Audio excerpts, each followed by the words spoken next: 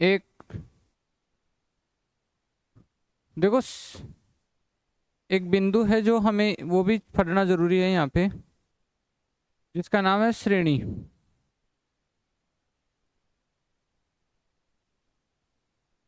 ठीक है, तो सीरीज देखेंगे और सीरीज हम दो प्रकार की सीरीज पढ़ेंगे। ठीक है, कल वाले क्वेश्चन में मैं वापस आऊंगा, लेकिन तो कुछ लिखाने की बातें एक बार देखते हैं। और लिखाने की बातें ये अंतिम बातें हैं, इसके बाद में लिखाने की बातें इसमें अलजेब्रा में रहेगी नहीं कुछ भी। तो सीरीज, अब सीरीज हम दो प्रकार की देखेंगे, एक तो समांतर सीरीज देखेंगे, एक गुणोत्तर श्रेणी देखेंगे।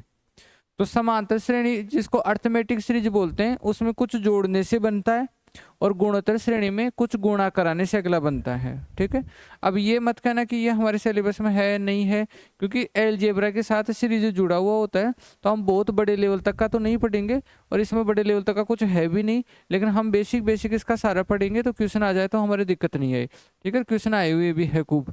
तो सीरीज की बात करते हैं। अब सीरीज में दो प्रकार की सीरीज होगी, एक सीरीज होगी कौन सी श्रेणी, समांतर श्रेणी होगी, समांतर श्रेणी, जिसको हम बोलते हैं अर्थमेटिक सीरीज, समांतर श्रेणी अर्थमेटिक सीरीज या एपी बोलते हैं। ठीक है, अब सबसे पहले बात ये करेंगे कि एपी है क्या। तो जो एपी का जनरल फॉर्म है या जनरल रूप है, वो तो ये है कि ए और ए प्लस डी, ए प्लस 2d, ए प्लस 3d, और dot dot dot dot dot ये ए प्लस एन डी। ठीक है, ए प्लस एन डी। तो ये सीरीज का इसका जनरल फॉर्म है। आप जनरल फॉर्म से नहीं समझ पाओगे तो मैं आपको एक बेसिक एग्जांपल देता हूँ। जैसे मैंने लिख दिया 3, फिर 4 जोड़ के लिख दिया 7, फिर 4 जोड़ के लिख दिया 11, फिर 4 जोड़ के लिख दिया 15, ऐसे मैं डॉट डॉट लिख दूँ। यानी समांतर श्रेणी का क्या है, देखो मैं कम बताऊंगा, रिपीट भी कम करूंगा। ऐसे नहीं कि भाई मैं आपको 0 बच्चा मान के रिपीट करूंगा, लेकिन एक बार सारी बातें रिपीट करूंगा तो 60 मिनट है ना, कंटिन्यू अटेंशन है ना, अटेंशन कंटिन्यू रहेगा तो कोई दिक्कत नहीं है। अटेंशन कम रहता है तो फिर मुझे बार बार बोलना पड़ता है वही बात। तो 3 में क्या जुड़ा 4, 7 में क्या जुड़ा 4, 11 में क्या जुड़ा 4, ऐसे जुड़ के आगे वाला पद आ रहा। तो ऐसी जो श्रेणी होती है उसको हम एपी या समांतर श्रेणी बोलते हैं। अब एपी या समांतर श्रेणी में क्या होता है कि जो ये पहले पहले आता है ना, इसको तो हम बोलते हैं प्रथम पद, फर्स्ट टर्म बोलते हैं प्रथम पद। ठीक है, और जो ये चीज जुड़ती है ना, जैसे यहाँ पे डी जुड़ा, फिर डी जुड़ा, डी जुड़ा, इसको बोलते हैं सार्वअंतर। क्या बोलते हैं बोलो, सार्वअंतर। और निकलता कैसे है, निकलता ऐसे है, दूसरा पद माइनस पहला पद, दूसरा पद माइनस पहला पद, ऐसे निकलता है। ठीक है, और एक जो एन लिखा है ना मैंने, एन, एन का मतलब है पदों की संख्या, पदों की संख्या। भाई कहाँ जाके रुकोगे, कहीं ना कहीं तो रुकना पड़ेगा, ऐसे थोड़ा अनंत तक चलते रहोगे। तो ये पदों की संख्या। तो मैं अभी तक आपको कितना बताया, क्या बताया, वो वापस एक लाइन में बोल रहा हूँ। समांतर श्रेणी उसे कहते हैं जिसमें पहले वाले पद से समान संख्या आगे जुड़कर पद बन रहे होते हैं, उसको समांतर श्रेणी बोलते हैं। समांतर श्रेणी का व्यापक रूप ए प्लस डी, ए प्लस 2d, ए प्लस 3d, ए प्लस 4d है। समांतर श्रेणी में जो पहला पद आता है उसको प्रथम पद, और पदों की संख्या को n से, और d जो होता है उसको सार्वअंतर बोलते हैं। और ये वही चीज है जो जुड़ के बन रही होती है, और इसका पता करते हैं दूसरा पद माइनस पहला पद से। ये तो इसका बेसिक इंट्रोडक्शन हुआ। अब इसमें कुछ फॉर्मूले आते हैं, जिनमें से पहला फॉर्मूला ये आता है कि इसका एनवा पद, एनवा पद का मतलब क्या है। जैसे मैं ये सीरीज देखकर आपको ये कहूं कि इसका 502वां पद बताओ, या ये सीरीज देखकर मैं ये बताऊं कि इसका 311वां पद बताओ, तो आप 311 तक जोड़ जोड़ के थोड़े पता कर पाओगे। तो इसके लिए एक फॉर्मूला है जिसको हम बोलते हैं एनवा पद, उसको टीएन बोलते हैं, या एल यानी अंतिम पद भी बोलते हैं। फॉर्मूला क्या है, A plus N minus 1 into D. जहां ए का मतलब क्या है, बोलिए वापस रिपीट करो मेरे साथ, प्रथम पद। एन का मतलब क्या है, पदों की संख्या, और डी का मतलब क्या है, सार्वअंतर। कैसे आता है सार्वअंतर, दूसरा पद में से पहला पद निकालने से। दूसरा जो एक फॉर्मूला आता है, अब मैं आपको ये बोलूं कि इस सीरीज के 40 पदों का योग बताओ, योग माने जोड़ बताओ इनका, या मैं ये बोलूं कि इस सीरीज के 105 पदों का जोड़ बताओ, तो अब आप बैठ थोड़ी जाओगे 105 पदों को जोड़ने के लिए, उसका जोड़ करने का भी कोई फॉर्मूला होना चाहिए। तो उसके n पदों का योगफल का भी एक फॉर्मूला आता है, n पदों का योगफल का, n पदों का योगफल का भी एक फॉर्मूला आता है, और n पदों के योगफल को बोलते हैं एस एन। एस का मतलब होता है सम ऑफ n टर्म्स, तो एस पदों का योग, n पदों का योग, तो n पदों का योग का फॉर्मूला आता है जो आता है n/2 2a plus n-1 into D. S N बराबर होता है n/2 2a plus n-1 into D, ये n पदों का योगफल का फॉर्मूला होता है। तो दो फॉर्मूले आपके क्लियर है, एक तो कौन सा tn और दूसरा क्या एस एन। tn तो क्या कहता है कि भाई इस स्थान पे कौन सा पद आएगा वो बताता है, और एस एन क्या बताता है इस स्थान तक के सारे पदों का जोड़ क्या आएगा वो एस एन बताता है। और ए डी और ये एन काम आते हैं, तो इनका मतलब हमने सी के लिया। एक और बात इस समांतर श्रेणी से रिलेटेड ही हमें पता होनी चाहिए, वो होना चाहिए हमें समांतर माध्य, समांतर माध्य यानी अर्थमेटिक मीन यानी एएम, ये भी हमें पता होना चाहिए। समांतर माध्य अर्थमेटिक मीन यानी एएम, और समांतर माध्य एक सिंपल चीज है, औसत को ही बोलते हैं। और औसत क्या चीज होती है, राशियों का योग, राशियों का योग बटा राशियों की संख्या, राशियों की संख्या, राशियों का योग बटा राशियों की संख्या। ठीक है, तो ये तीन चीजें हैं, तीनों चीजों के ऊपर मैं 3 क्वेश्चन करवा देता हूँ। पहले 3 चीजों की थ्योरेटिकल बातें आप लिख लो, ठीक है। लगाओ, समांतर श्रेणी अर्थमेटिक प्रोग्रेशंस,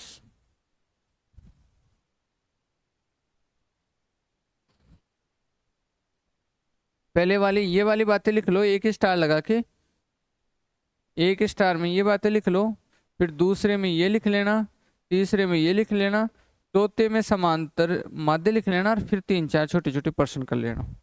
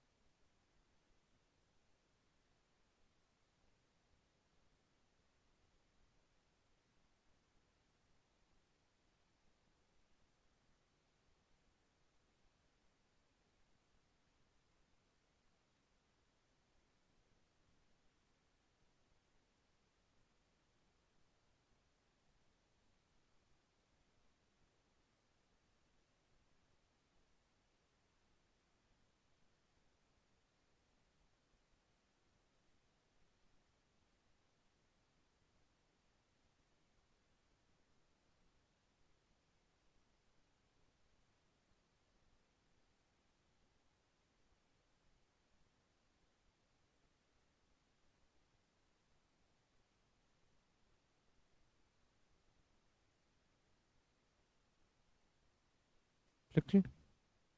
अरे लिख लिए गए, लिखो एग्जाम्पल 1। यहाँ नंबरिंग अलग से रखना आप 1 2 3, फिर वो जो कल वाली नंबरिंग थी ना वो फिर आगे से बढ़ जाएगी, है ना। ये एग्जाम्पल थ्योरेटिकल वाले एग्जाम्पल रहे। लिखो श्रेणी श्रेणी 5, 8, 11, 14 डॉट डॉट डॉट 500वां पद बताइए। 500वां पद बताइए।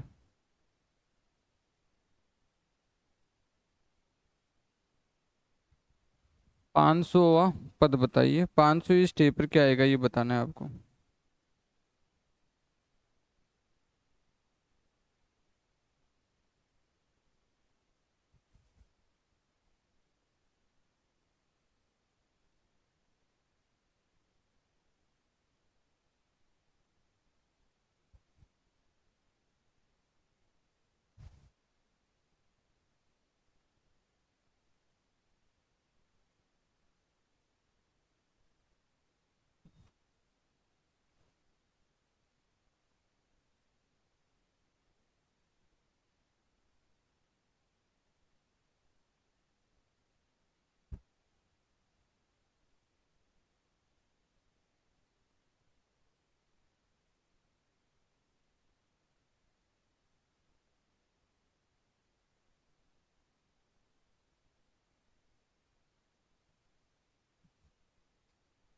तो nवां पद का सूत्र क्या है, पहले सूत्र बोलो।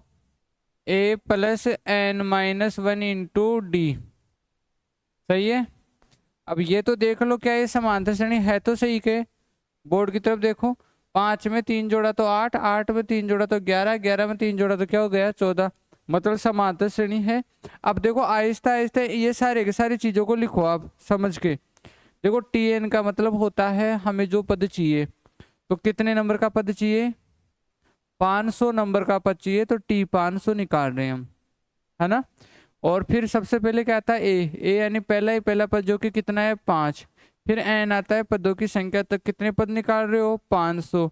और डी क्या आता है, सार्वय अंतर आता है जो कि दूसरे में से पहले घटाने से आएगा। तो 8 में से 5 घटाने पर कितना आ जाएगा 3 आ जाएगा। फिर सब की सब बातें वहां लिख देंगे। तो 5 प्लस 499 और गुणा में 3, तो 5 प्लस 1400 कितना आ जाएगा 97, क्यों ना। और 1497 में 5 जुड़ेगा तो 1502, ये पद आएगा 500वां। ठीक है, कर लो note.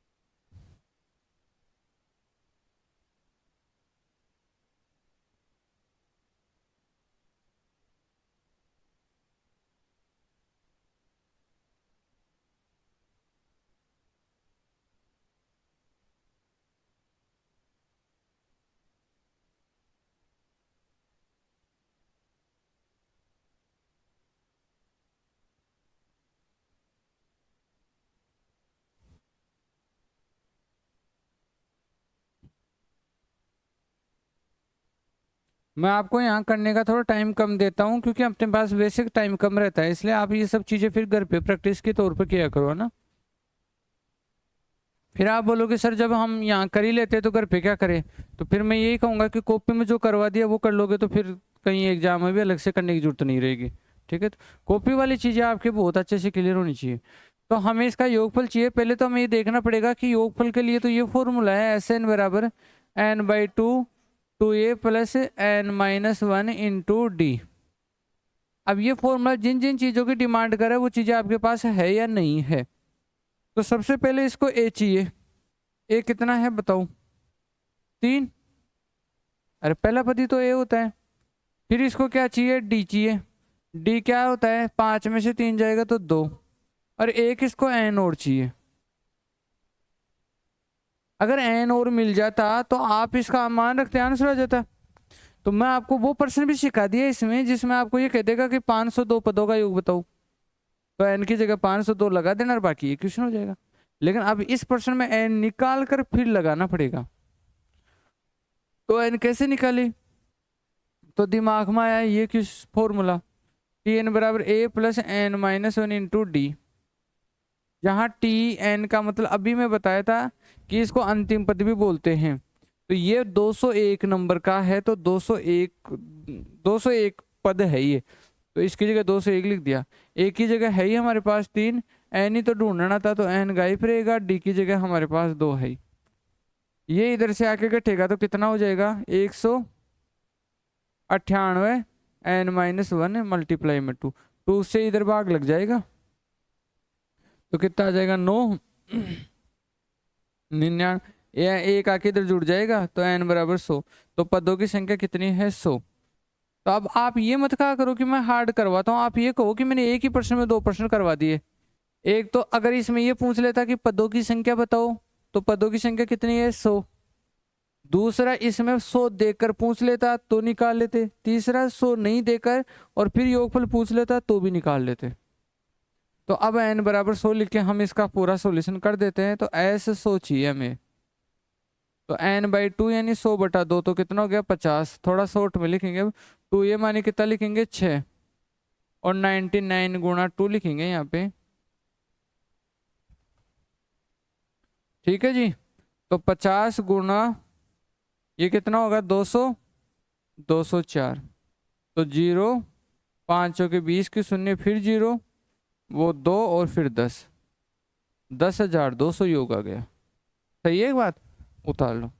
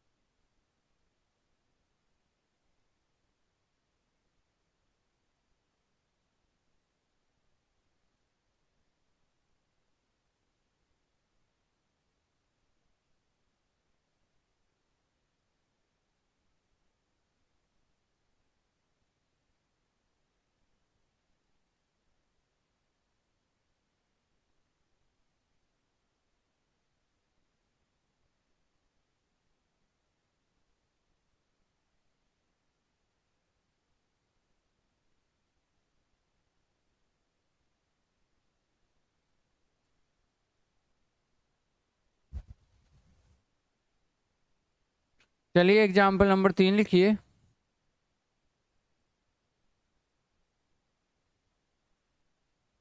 5, 10, 15, 20, 25, dot dot dot dot dot, 200वां पद।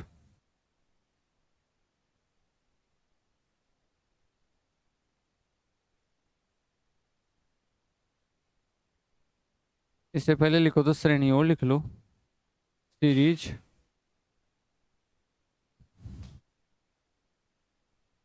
का समांतर माध्य बताइए, का समांतर माध्य बताइए।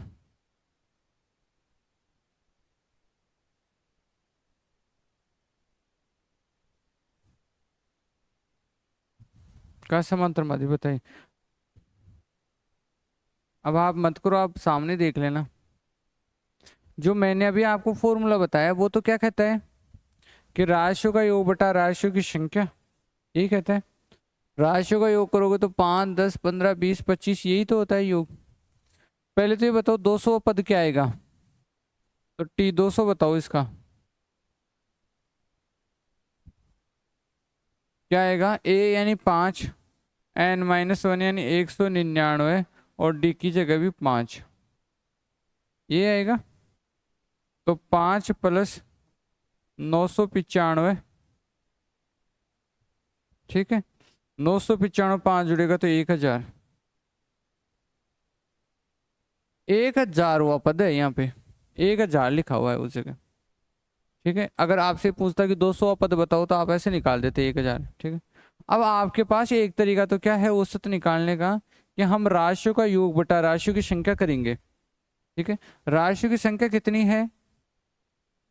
200। 200 क्यों हुई? क्योंकि अगर ये 200वां पद है तो इससे पहले 199 रह गए होंगे, एक ये रह गया हो गया, तो राशियों की संख्या तो कितनी हो गई? 200। ऊपर क्या चाहिए? राशियों का योग। राशियों का योग कैसे निकालोगे? 5 + 10 + 15 प्लस डॉट डॉट करते हुए डॉट डॉट डॉट लास्ट में कितना? 1000। और ये योग किस फॉर्मूले से निकालोगे? SN के फॉर्मूले से। SN के फॉर्मूले से योग निकलेगा और उसमें 200 का भाग लगेगा और वो जाके औसत आएगा। लेकिन मैं अब ये तरीका नहीं करवा रहा।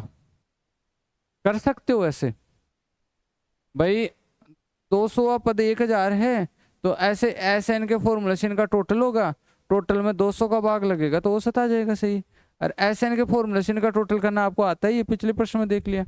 लेकिन मैं आपको ये नोट इसलिए लिखाया था। नोट क्या लिखाया था?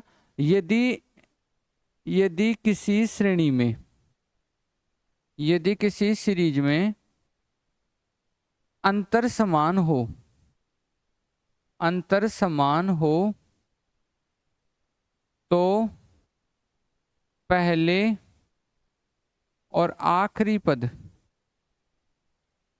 पहले और आखिरी पद के जोड़ में, के जोड़ में 2 का भाग देने से, भाग देने से सदैव औसत आएगा। सदैव औसत आएगा, यानी सदैव औसत आएगा मतलब वही समांतर माध्य होगा, क्योंकि औसत का मतलब समांतर माध्य ही तो था के। तो पहले और आखिरी पद में 2 का भाग देने से ही औसत आ जाता है। तो आप हमेशा इसको ध्यान रखो, और यहाँ अंतर तो समान होगा ही होगा, समान चीजें जुड़ने पर ही तो बनता है। तो इसका औसत कैसे निकलेगा? औसत बराबर पहला क्या है? 5, आखिरी क्या है? 1000 और बटावा में 2, यही औसत आ जाएगा। तो औसत बराबर 1000 5 बटावा में 2, तो औसत बराबर कितना हुआ है? 5.5 होगा ना, ये आएगा क्या? 502.5, ये औसत आ जाएगा। तो औसत निकालने का क्या तरीका बताया मैंने? पहली और आखिरी को जोड़ो और 2 का भाग दे दो और औसत निकाल दो। डिटेल तरीका वो बनता है जिस पे अपन नहीं जा रहे हैं, क्योंकि जाके भी वो सिखा दिया मैंने, आप कर सकते हो, उससे भी यही आएगा। ठीक है, लिख लो और नोट को आप अच्छे से लिख लेना कि अंतर समान हो तो पहली और आखिरी में 2 का भाग देने से औसत आ जाता है। और ऐसा ही हम प्राकृत में ऋण संख्याओं का औसत निकालते वक्त भी करेंगे, जब औसत चैप्टर पढ़ेंगे तब। यदि किसी श्रेणी में अंतर समान हो तो पहले पद और आखिरी पद के जोड़ में 2 का भाग देने से, यदि किसी श्रेणी में अंतर समान हो, या अगर किसी श्रेणी में अंतर समान हो तो पहले और आखिरी पद के जोड़ में 2 का भाग देने से औसत आ जाता है।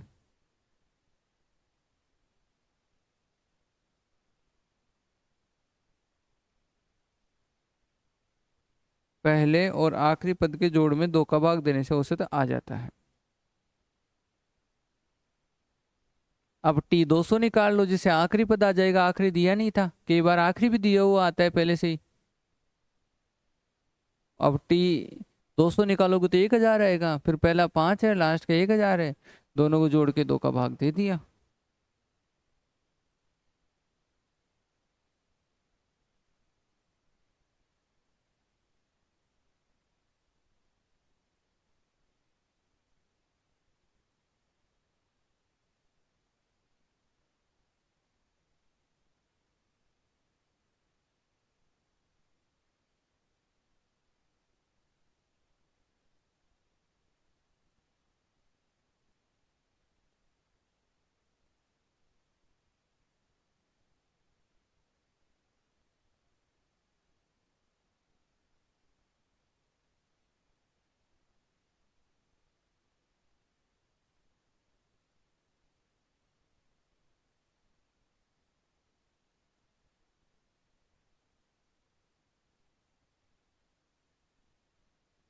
लिख लिए गए। अब कल की क्लास में मैं आते हैं आपको जेपी के बारे में भी ऐसे फॉर्मूले लिखाऊंगा और उसके भी एक एक क्वेश्चन करवा दूंगा, ठीक है। अब कल जो हमने काम छोड़ा था उससे आगे प्रैक्टिस वाला काम बढ़ाते हैं, ये आप याद करके लाना, ठीक है। और कल से मैं आपको इस एलजेब्रा में जितना भी लिखा है वो पूछूंगा भी, डेली का 10 मिनट पूछूंगा, कोई भी फॉर्मूला लिखाया है कोई भी बात लिखाया है वो याद करके आना। इस बहस से क्या आपका तैयार हो जाएगा। और मैं आपको ये बोलूँ मैं तो नहीं पूछूंगा तो आप वैसे ही नहीं पढ़ के आओगे। तो पढ़ के आना है, कल से मैं पूछना चालू करूंगा फॉर्मूला और और सारा दिगा समीकरण के, जो श्रीधराचार्य का सूत्र उत्तर सब कुछ।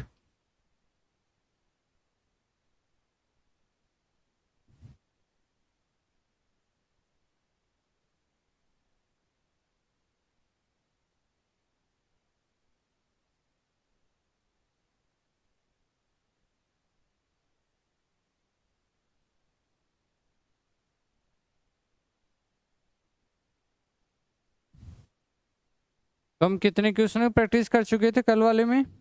13।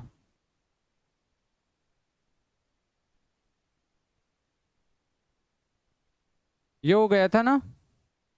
नेक्स्ट लिखो। ये तो बहुत सिंपल क्वेश्चन है, ये सभी एग्जामों के क्वेश्चन ही है, इसलिए अगर इनको कर पाओगे तो आप अपनी एग्जाम का भी कर पाओगे।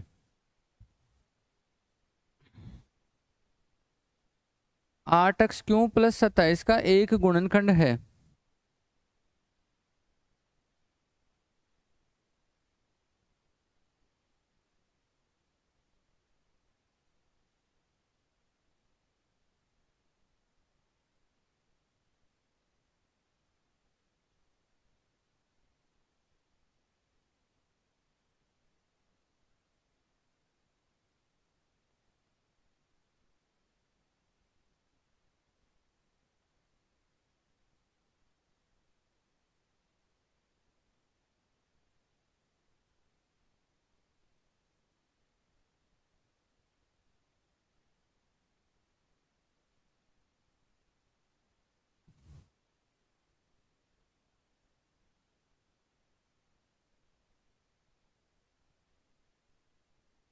तो आपको पता होगा एक फॉर्मूला था a³ + b³ का, और उस a³ + b³ के फॉर्मूले को जैसे ही हम लिखते हैं तो वो दो फैक्टरों के रूप में टूट जाता है, ठीक है। सामने देखिएगा ध्यान। a³ + b³ का पहले फॉर्मूला नोटिस कराओ क्या है। a + b, a² + b² minus का ab।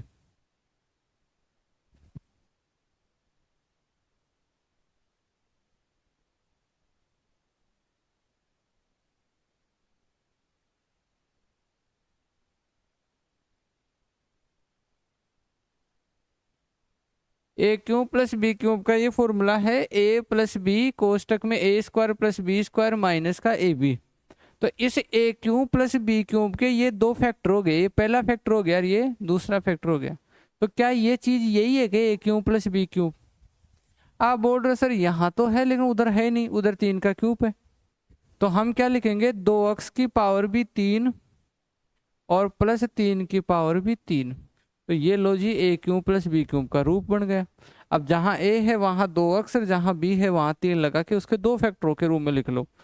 तो पहला a + b यानी 2x + 3, और दूसरा a² यानी 2x का स्क्वायर क्या होता है 4x² +b² यानी 3 का स्क्वायर कितना होता है 9, और माइनस का ab यानी 2x से 3 गुणा हुआ तो माइनस का 6x। बस। अब इनमें से कोई मिल रहा है तो वो फैक्टर है पक्का इसी का। कौन मिल रहा है आपको? 2x + 3 मिल रहा है। ये नहीं मिल रहा क्योंकि इसमें देखो वो गड़बड़ हो रहा है, 9 और वो चिन्ह की जगह हमारे पास 9 पॉजिटिव था 6x माइनस था, जबकि जबकि देखो इसने उल्टा सुल्टा कर रखा है। और इसीलिए कर रखा होता है क्योंकि ये बच्चे इस फॉर्मूले को उल्टा सुल्टा करके जाते हैं पढ़ के। तो वो एग्जामिनर को तो इतना ही चाहिए आपको, ठीक है। तो इसमें सही आंसर कौन सा रहेगा? सी। उतारो।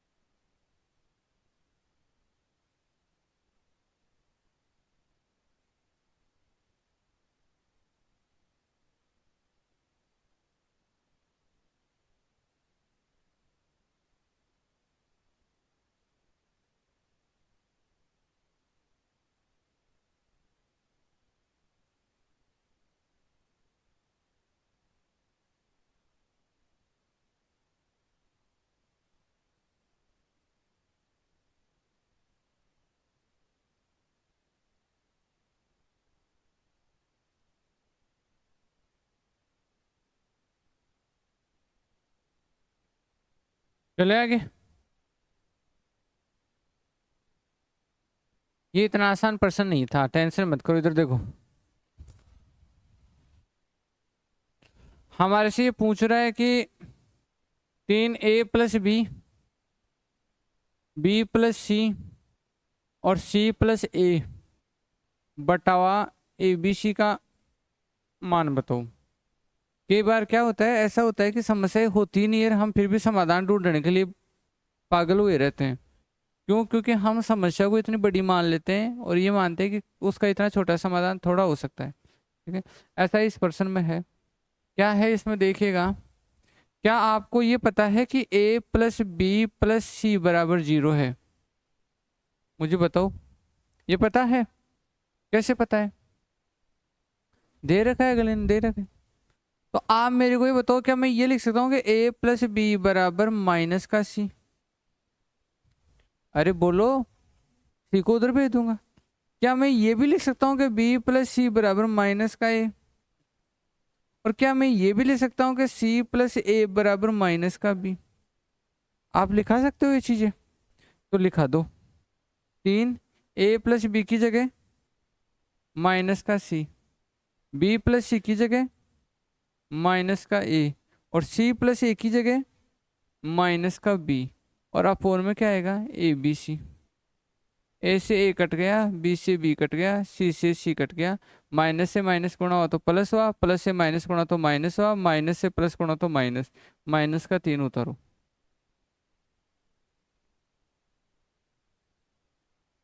ठीक है, उतारो।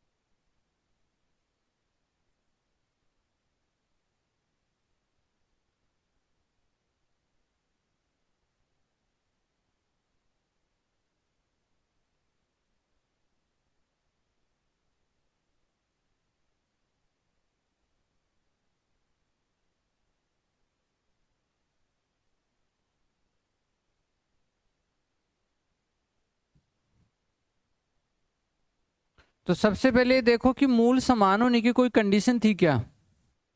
तो जैसे आप देखोगे कि मूल समान है इसमें, तो मूल समान होने की एक कंडीशन थी। क्या थी? कि जब भी द्विघात समीकरण के मूल समान थे तब हम ये लिख रहे थे कि b² - 4ac = 0।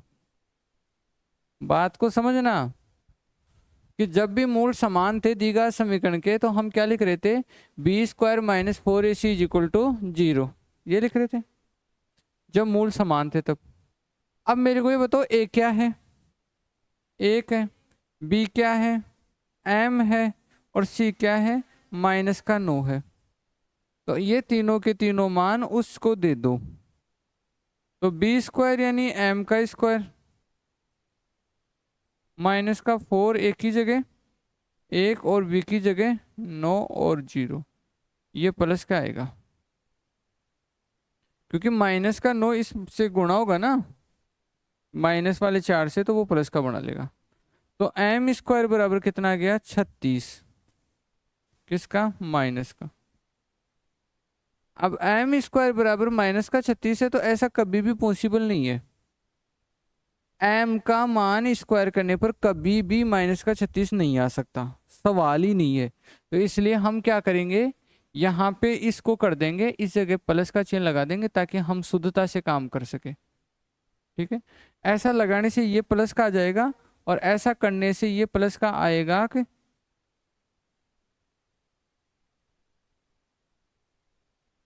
ये ऐसा करने से ये प्लस का आने की वजह से ये चीज में बदलाव आ जाएगा। क्या आएगा? m² माइनस का ए की जगह क्या है 1 और सी की जगह क्या है 9 और बराबर में क्या है 0। ठीक है। और भाई मैं पिछले वाले को इसलिए बदला दिया कि कोई भी संख्या ऐसी मौजूद है ही नहीं संसार में जिसका आप वर्ग कर दो और वो नेगेटिव में आ जाए। ठीक है। तो इसलिए पर्सन की वो खामी को सुधारने के लिए। अब बताओ एम स्क्वायर बराबर कितना आ गया 36, प्लस का है नेगेटिव का आया। अब बताओ एम की मान क्या हो सकता है। अब एम की जगह अगर 6 लगा दूं तो भी 6 का स्क्वायर 36 होगा कि नहीं होगा। और एम की जगह अगर मैं माइनस का 6 लगा दूं तो माइनस 6 का स्क्वायर भी तो प्लस का 36 ही तो होगा। अरे एम की जगह 6 पे लगाऊंगा तो भी 36 और माइनस 6 गुणा माइनस 6 होगा तो भी 36 जाएगा। तो एम के ये दोनों मान संतुष्ट है कौन से प्लस माइनस 6 वाले। ठीक है। लिख लो।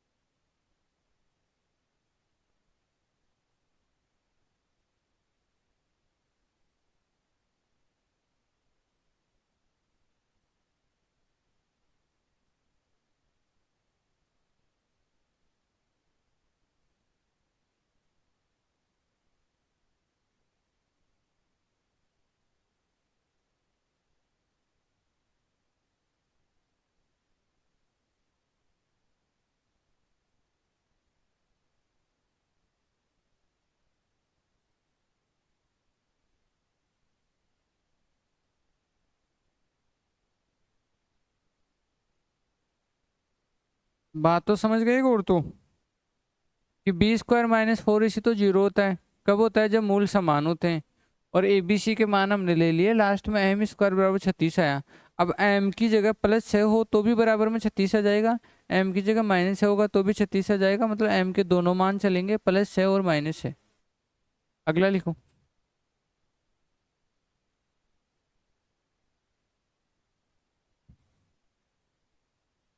X square minus 7x plus 12 बराबर 0 के मूल होंगे।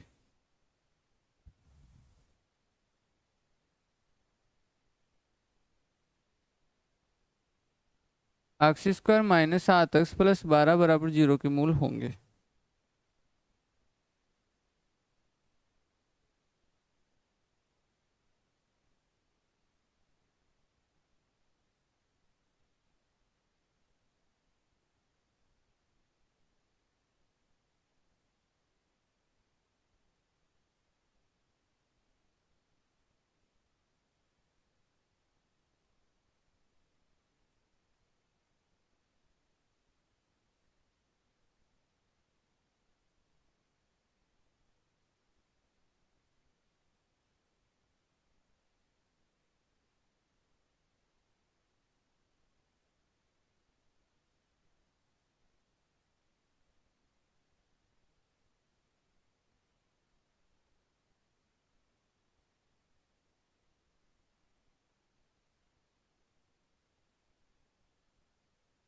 तो कोई दिक्कत नहीं फैक्टर करके कर दो।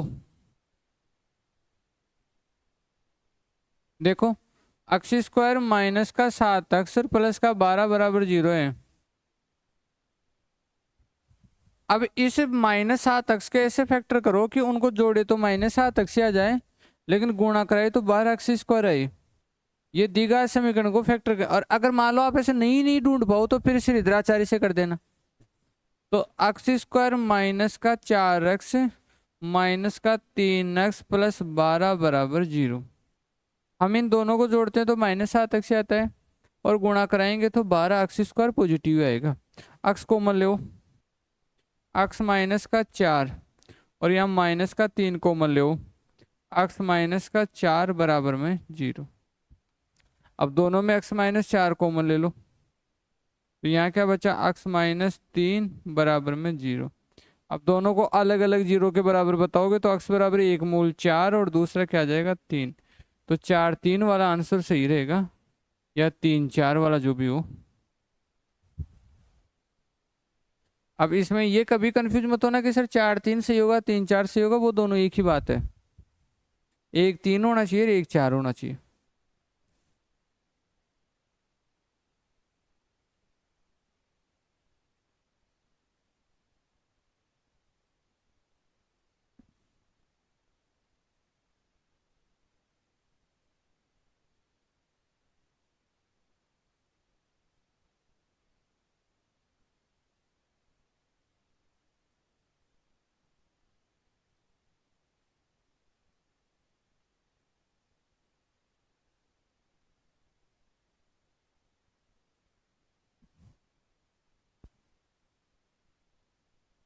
ले आगे क्वेश्चन और लेके आ।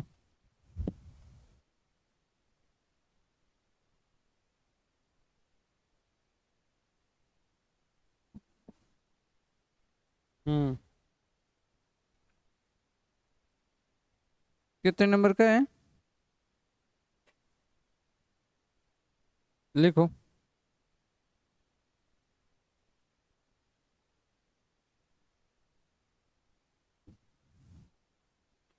एक्स की पावर ए बटावा एक्स की power m whole power a square plus a m plus m square. A square plus a m plus m square, फिर क्रॉस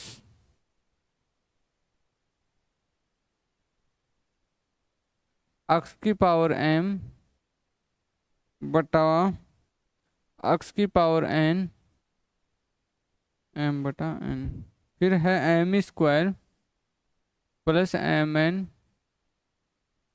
प्लस एन स्क्वायर, फिर है क्रॉस एक्स की power n बटा x की power a इसकी power n square plus N a plus a square और बराबर question mark. और ऑप्शन है 0 2 1 और एक है एक्स की पावर ए प्लस एम प्लस एन। वो लिख लेना, अभी मैं बताऊँ दिखा दूंगा तो।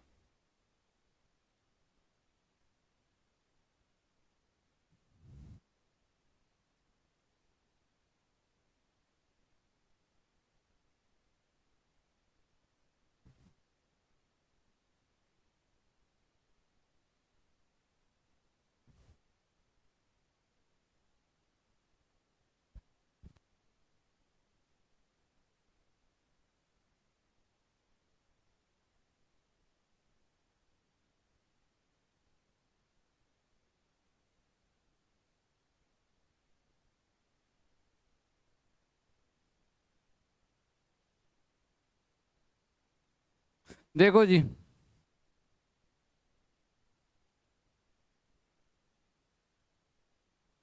ध्यान देना इधर। सबसे पहले ये एक्स है, इसकी पावर ये ए है ना, तो ये ए तीनों जगह जाके गुणा होगी, है ना। लिखा हो ए जब ए स्क्वायर से गुणा होगा तो एक की पावर 3 ए स्क्वायर एम और ए एम स्क्वायर। शुरू शुरू में मल्टीप्लाई की क्लासों में आप ही सीख लिए होंगे, ठीक है। फिर भी दिक्कत आती है तो बताया करो। नीचे वालों का काम नहीं करा, यहाँ ये एम जाके सबसे गुणा होगा। और ध्यान देना, इस अक्ष के ये सब चीजें रहेगी, इस अक्ष के ये सब चीजें रहेगी, दोनों के आधार समान है तो गाते जुड़ेगी, इसलिए मैं एक ही अक्ष रख रहा हूं। तो प्लस, समझे बात क्या होगी? अरे ये जो अक्ष है इसके ऊपर में ये रहेगा, इस अक्ष के ऊपर में ये रहेगा, तो दोनों अक्षों के ऊपर में रहेगा, तो दोनों अक्षर है किस में? गुणा में। तो दोनों अक्षों के आधार समान है तो दोनों गाते जुड़ेगी ना, इसलिए वो चीज डायरेक्ट लिख रहा हूं। बोलो क्या आएगा? एम की power 3 m square n m n square. क्यों? और सेम इसमें भी वही एक्स है तो इधर वाला भी वैसे ही होगा, जुड़ेगा। बताओ यहाँ क्या आएगा? एन की power 3 n square a n a square. सही है। अब देखना, नीचे जो m है, एक्स की पावर m, अगर ये ऊपर आए ऐसे तो एक्स की पावर माइनस m बनाए और इसकी पावर भी ये सेम ही रहे, तो क्या यहाँ ऊपर की तरफ माइनस का m गुणा होगा किससे?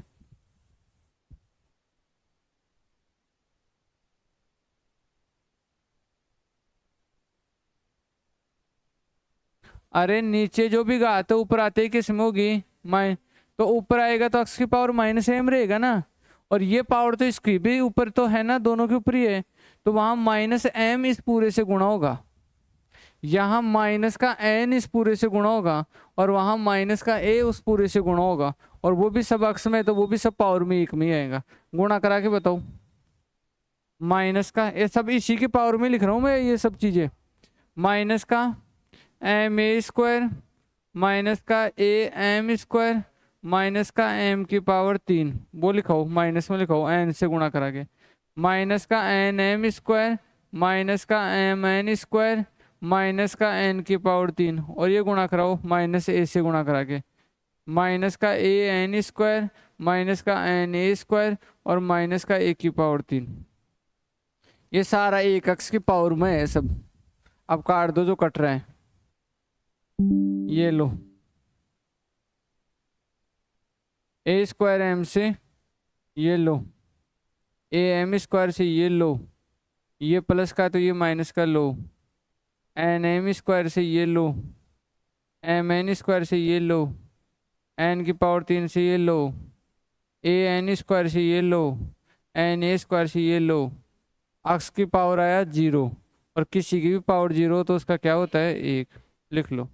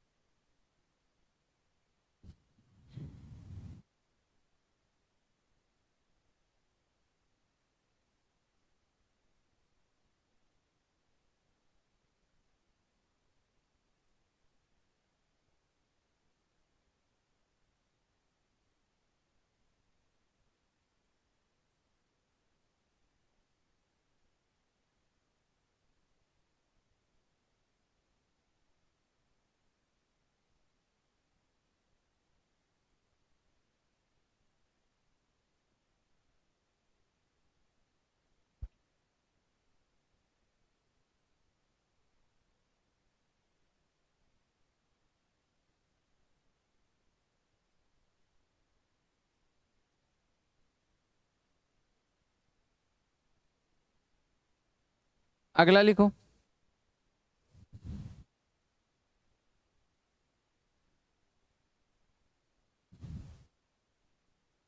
यदि 27 की पावर 2x माइनस 1,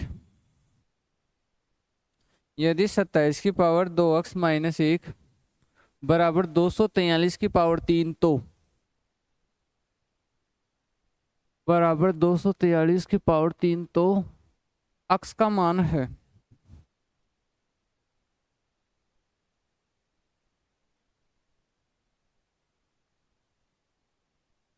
बराबर 243 की पावर 3, तो अक्स का मान है। आधार समान कर दो दोनों साइड में 3 की पावर में लेके।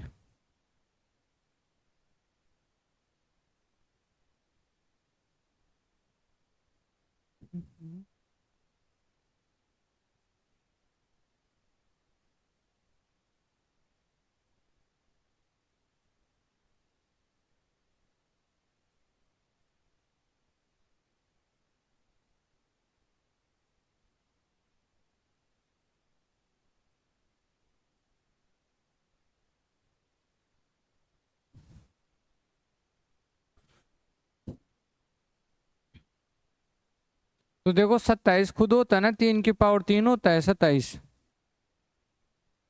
27 क्या होता है 3 की पावर 3 होता है, तो 3 से गुणा हो जाएगा 2x माइनस 1।